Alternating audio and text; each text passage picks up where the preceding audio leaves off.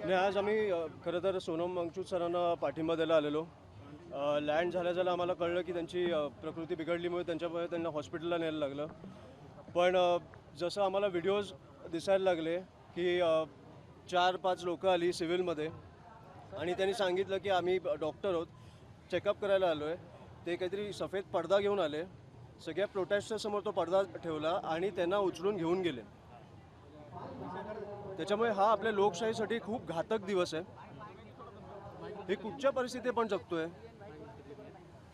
एक माणूस, एवढा मोठा माणूस, एक सायंटिस्ट, एज्युकेशनिस्ट, ज्यांनी विद्यार्थ्यांसाठी असेल, शेतकऱ्यांसाठी असेल, आपल्या सैन्यासाठी असेल, एवढे कामं करून ठेवली आहेत. त्याने तुम्ही अशा प्रकारे एक तर 20 दिवस त्यांना उपोषणावर बसवलं. मला कळतच नाही की धर्मेंद्र प्रधानचा राजीनामा पाहिजे तर हो पाहिजे, डेफिनेटली पाहिजे. पण एका मिनिटासाठी राजीनामा बाजूला ठेवा. एक माणूस तुमच्यासमोर 20 दिवस उपोषण करतोय, त्याला येऊन तुम्हाला भेटता पण नाहीत, एक कॉन्व्हर्सेशन पण नाही करतायत की तुमची चर्चा तर चालू करू. ही कुठची पद्धत आहे? ऐकायचंच नाही, पोलिसांना पाठवायचं. ही दडपशाही काय काय प्रकारची दडपशाही चालू आहे? आणि कशासाठी हे आंदोलन? नीटमुळे 20 मुला-मुलींनी आत्महत्या केली आहे. त्याच्यासाठी सरकार जबाबदार नाही आहे. आपल्या इकडे अकाउंटेबिलिटी कोणी आन्सरेबल नाही राहिलं आहे. म्हणजे कुठच्या राज्यात जगतोय आपण, कुठच्या देशात जगतोय आपण?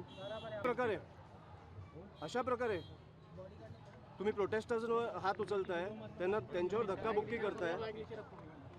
मला वाटते त्यांची पत्नी आता हॉस्पिटललाच आहे आणि ते पण प्रेस कॉन्फरन्स घेणार आहेत. त्याच्यामुळे लोकशाहीत सगळ्यांना बोलायचा अधिकार आहे आणि तुम्हाला ऐकावंच लागणार, कारण ह्या लोकांनी तुम्हाला तिकडे बसवलं आहे. ज्यांनी तुम्हाला बसवलं आहे त्यांचंच तुम्ही ऐकणं बंद केलं आहे आता. त्याच्यामुळे खूप चुकीच्या दिशेने आपला देश चालला आहे. एकच मिनिट, तुम्ही विचारलं.